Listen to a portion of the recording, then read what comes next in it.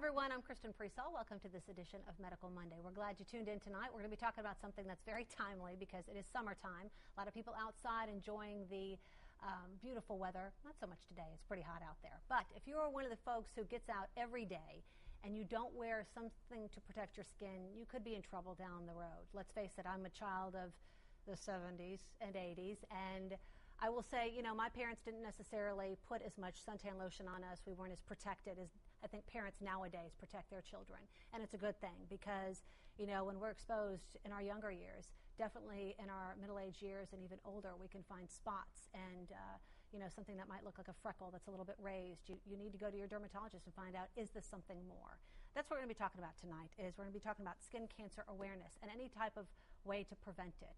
We, of course, have an expert on tonight. You're not going to just be talking to me, thank goodness, or I would tell you a lot about my childhood and the fact that I was not protected. But we have a guest, as I mentioned, Ronald Nelson, Dr. Ronald Nelson. He is associated with Middle Tennessee Medical Center. You can call him Junior, although I will call him Dr. Nelson because that is what he is, a dermatologist from the area. And we are glad to have you on today. Thanks so much for being here. No, thank you. We need to mention also that Dr. Nelson just opened up his new clinic, and that's Stones River Dermatology. Can you tell us where that is? We're located at 1608 Williams Drive in Murfreesboro, and we just opened our new facility today in our new building.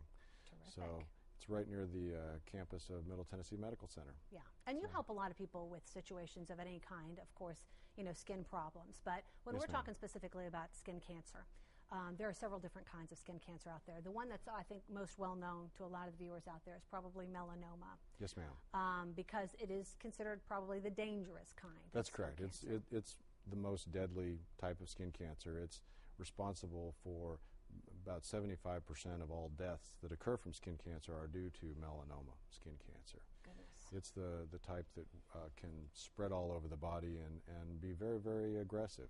And has melanoma ever spread to organs? If it Yes. Okay. Yes, ma'am. It has the potential to spread from the skin to other organs in the body, the brain, the heart, lungs. It can spread to many, many organs, and it can spread very rapidly if it's not caught early. Sure. You know, I was just mentioning, obviously, in the very beginning of the show of, you know, how kids, even nowadays, wear more hats, you know, the rash guard shirts, which are great, you know, if you're going out to the pool, different things like that, just to protect your skin from any kind of damaging rays. But when would you say people should start getting their skin checked by a dermatologist? I mean, at what age? Teenage years or earlier? Well, the American Academy of Dermatology recommends that anyone should, with risk factors, which means lots of moles, family history of skin cancer, personal history of skin cancer, should be examined at least once a year after the age of about 20. And I certainly would concur with that recommendation. It's never really too soon if you have something suspicious to come on in and get it checked out. Sure. So I wouldn't necessarily wait for a magic number of age 35 to be checked out if you've got a suspicious place. Okay. I personally, in my practice, have diagnosed melanoma in a young lady that was the age of 22. So it's not unusual for that sort of thing to happen now. Okay. And so if someone has a spot, they need to get it checked out regardless of what age. Absolutely. Dr. Nelson, what causes melanoma? It's caused by ultraviolet exposure, sun exposure. Okay. Is basically what causes it. As you know, all skin cancers are caused by ultraviolet and sun exposure. There are some other risk factors as well, such as genetics, you know, family history, and those type of genetic syndromes are fortunately very rare. They're not that common, but some people are genetically predisposed to the development of skin cancer and development of melanoma. There are some other issues with that too. Other types of skin cancer can be caused by certain chemical exposures as well as sun exposure as well as ultraviolet exposure. Yeah, So and I guess don't think for a minute that even if the place where you find some sort of skin cancer isn't exposed to the sun doesn't mean that you can't get it on maybe the back of your neck or you know, along your waistline or something like that. And I know that seems so weird, but certain places that are even covered, you can still get some sort of skin cancer. That's absolutely correct, and that's something that, again, we don't fully understand all the reasons why people develop melanoma. Sure. But for the most part, the biggest risk factor is still, I should say, the biggest controllable risk factor, because we can't obviously change our genetics, but certainly the biggest controllable risk factor is ultraviolet exposure, sun exposure. Okay. And most of that sun exposure occurs, as you mentioned, when you're a child. Yeah, small. What are some of the symptoms people should look for, specifically regarding melanoma, when you're doing any kind of scan? Maybe you're a mom looking at your child, or a wife looking at your husband. What are you looking for specifically? Specifically, what you're looking for on a self-examination is the four criteria, the A, B, C, D criteria, and then also there's the E that a lot of people send in. But the A stands for asymmetry. And that means one half of the mole doesn't look like the other half. You cut the mole in half and they just don't look, one half doesn't look the same. That's potentially a problem. Okay. B would stand for border irregularity, whereas you may have a very, very smooth border, but then it's got an arm sticking out of it. Oh, I see. Okay. And then C stands for color variation.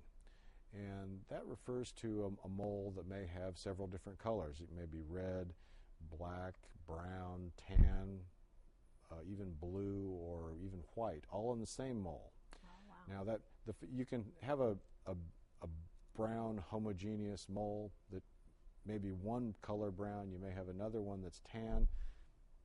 The two of them by themselves are okay, but if they're two colors together in the same mole, or three colors in the same mole, that's the concern with the color. And then D refers to diameter greater than 6 millimeters, which is about that of a pencil eraser or a pen cap. Okay. So something more than that, you've got to really. And then those are the things that you look for. And then obviously too, I always tell patients that I get to see kind of a snapshot of what goes on that day, and a mole may be totally normal to my exam, but if it's evolving, which is the E, if it's changing, if it's growing, if it's bleeding, that's something to be concerned about. And if that sort of thing is happening, that oftentimes trumps all those others. You may have a mole that looks totally fine, but if it's new and growing rapidly, that still deserves evaluation and biopsy. Okay, now I was told this, and for all the ladies out there, you may have been told this too.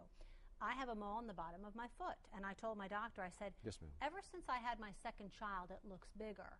And I was told sometimes moles, when you're pregnant, do evolve. That's correct. They do change. They do. So should you still be nervous about something like that and get it checked out, or do you just say, well, that could be because I was pregnant?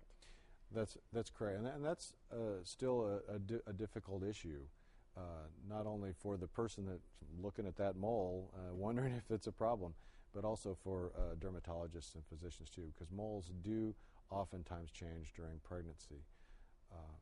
The criteria, however, I think for diagnosis should still be the same. If there's a suspicious mole, even if someone's pregnant, it's still a suspicious mole and needs to be evaluated and treated as a suspicious mole.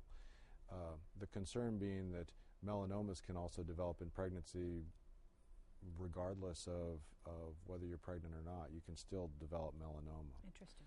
Okay. And so it is important to have those evaluated, and if they are changing, if they're growing, and then get them treated just like any other mole. And how are these spots diagnosed? Primarily it's by either a dermatologist or a primary care physician will evaluate the mole and do a biopsy. It's the moles are and abnormal moles are still a diagnosis of melanoma is by looking at it under the microscope to get establish that pathology. Sure. And so that's something that at the present time there are some treatments that are invasively improving our ability to diagnose abnormal moles, but still the gold standard is to remove a portion of the mole and have that looked at under the microscope. That's still the gold standard approach. Yeah. Okay, very good.